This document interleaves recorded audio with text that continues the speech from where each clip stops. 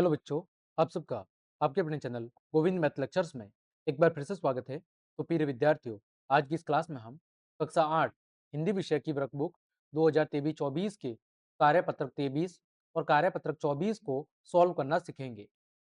कार्यपत्रक 23 में हम गद्यांश अथवा पद्यांश को पढ़कर समझ के साथ प्रश्नों के उत्तर देना सीखेंगे। तो देखें, कहानी अथवा कविता की समझ का उपयोग कर पाना। आपके सामने एक कविता दी गई है और एक कहानी दी गई है। इसको पढ़कर आपको दिए गए प्रश्नों के उत्तर देने हैं। किसी जंगल में एक हरा भरा पेड़ था। उस पेड़ पर बहुत से पक्षी अपना घोंसला बनाकर रहते थे। उन पक्षियों में एक तोता भी था। वह कैसा था? वह शाकाहारी था, यानी मांस नहीं खाता था। अन्य पक्षी तो फल फूलों के साथ साथ कीड़े मकोड़े भी खा लेते थे, परंतु तोता केवल पेड़ के फल फूल खाकर ही संतुष्ट रहता था। यानी बाकी जो पक्षी थे वो तो फल फूलों के साथ कीड़े मकोड़े भी खा जाते थे, लेकिन तोता ऐसा नहीं करता था। वो केवल पेड़ के फल और फूलों को खाता था। एक दिन उस जंगल में एक शिकारी आया। हरे भरे पेड़ पर तरह तरह के पक्षियों को बैठा देख उसने शिकार करने की सोची। उसने जहर से बने बाण से एक पक्षी पर निशाना लगाया, किंतु उसका निशाना क्या हो गया? चूक गया, और जो बाण है वो पेड़ के तने में जा लगा। कुछ दिनों के बाद पेड़ जहर के असर से क्या हो गया? सूख गया, और पक्षियों का जो आशियाना था, जो घर था, वो क्या हो गया? उजड़ गया। अब देखो, पहला प्रश्न, दिए गए विकल्पों में सही उत्तर चुनिए। जंगल में कैसा पेड़ था? कैसा था? हरा भरा। तोता कहाँ रहता था? तो तोता पेड़ के ऊपर रहता था। पेड़ पर पक्षी क्या बनाकर रहते थे? तो घोंसला बनाकर रहते थे। तोता शाकाहारी था। शाकाहारी का अर्थ क्या होता है? मांस का सेवन नहीं करने वाला। आगे देखो, प्रश्न संख्या 2, रिक्त स्थानों की पूर्ति कीजिए। हरा भरा पेड़ खाली जगह के असर से सूख गया। किसके असर से? तो हरा भरा पेड़ जहर के असर से सूख गया। दूसरा, पेड़ों पर बहुत से खाली जगह अपना घोंसला बनाकर रहते थे। पेड़ों पर बहुत से पक्षी हैं, वो घोंसला बनाकर रहते थे। ग, खाली जगह के जहर से पेड़ सूख गया। किसके जहर से? तो बाण के जहर से। ठीक है, बाण के जहर से पेड़ सूख गया। ग, शाकाहारी पक्षी फल फूल खाकर ही अपना भूख मिटाते हैं। फल फूल खाकर ही क्या करते हैं? फल फूल खाकर ही अपनी भूख मिटाते हैं। तो यहाँ पर क्या आ जाएगा? फल फूल। तीसरा, अशुद्ध शब्दों को शुद्ध करके लिखिए। पहला है घोंसला, तो इसका सही शब्द क्या होगा? इसका जो सही शब्द है बच्चों, वो हो जाएगा, यहाँ पर देखो एक बिंदी नहीं लगी हुई है, तो यहाँ पर हम क्या लगा देंगे? एक बिंदी लगा देंगे, घोंसला। ठीक है। दूसरा है महात्मा, तो महात्मा कैसे लिखेंगे? महा आधा त और मा। फिर पश्चात, पश्चात कैसे लिखेंगे? प आधा स चा और त, पश्चात। फिर क्या है? धार्मिक, तो धार्मिक कैसे लिख देंगे? धार्मिक, ऐसे। ठीक है, ये हो गया आपका सही शब्द। चौथा, शब्द युग्मों से वाक्य बनाइए। आपको क्या करने हैं? शब्द युग्मों से वाक्य बनाने हैं। पहला है दाल रोटी, तो लिखेंगे कि मुझे दाल रोटी बहुत पसंद है। मुझे मुझे दाल रोटी खाना पसंद है।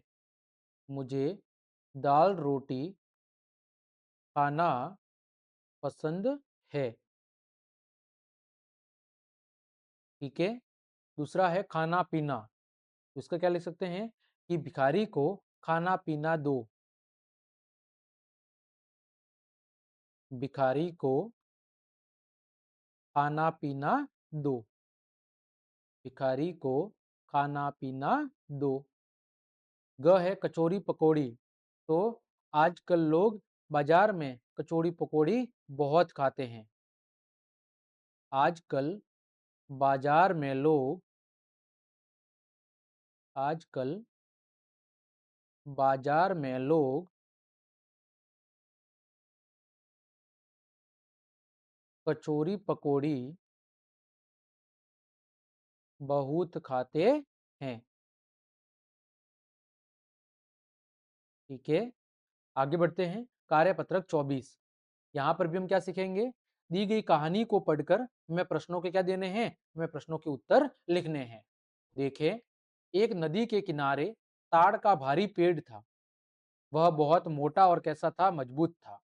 उसके निकट ही सरकंडे के कुछ पौधे उगे हुए थे, जिनके तने कैसे थे, नर्म तथा लचीले थे। एक दिन जोर की आंधी आ गई। ताड़ का पेड़ खूब मजबूत होते हुए भी बीच में से क्या हो गया, टूट गया तथा सरकंडों के पौधों के बीच जा गिरा। परंतु सरकंडों के पौधों को किसी प्रकार की कोई हानि न हुई।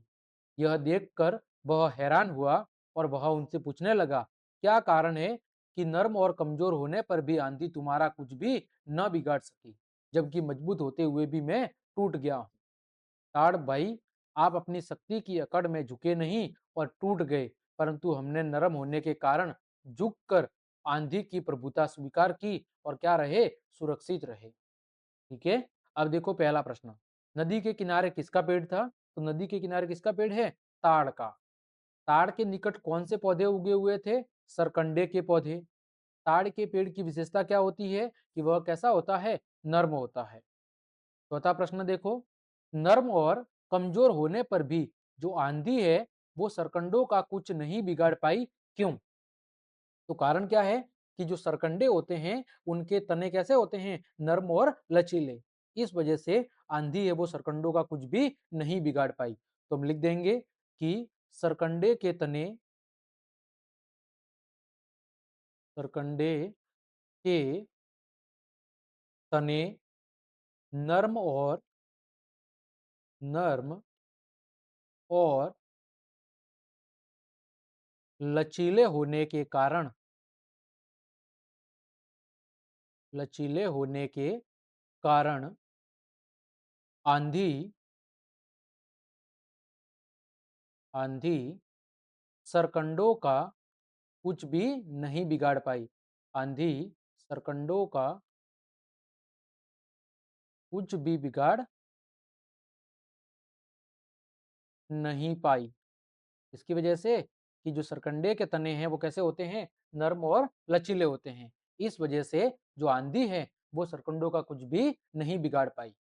आगे पांचवा प्रश्न, आंधी ने ताड़ के पेड़ को क्या नुकसान पहुंचाया? आंधी ने ताड़ के पेड़ को क्या नुकसान पहुंचाया? तुम लिखेंगे कि आंधी ने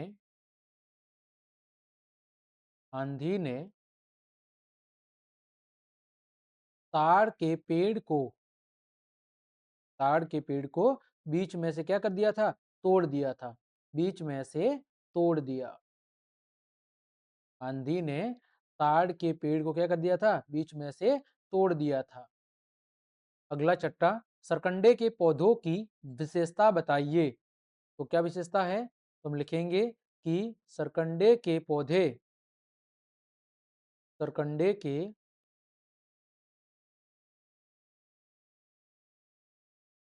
पौधे के जो तने हैं, सरकंडे के पौधे के तने कैसे होते हैं? सरकंडे के पौधे के तने नर्म और लचीले होते हैं।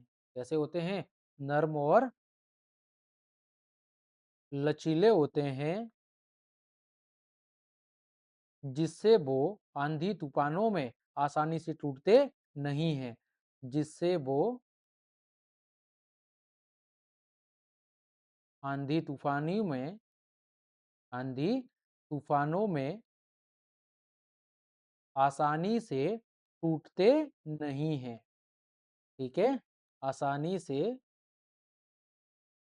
टूटते नहीं हैं।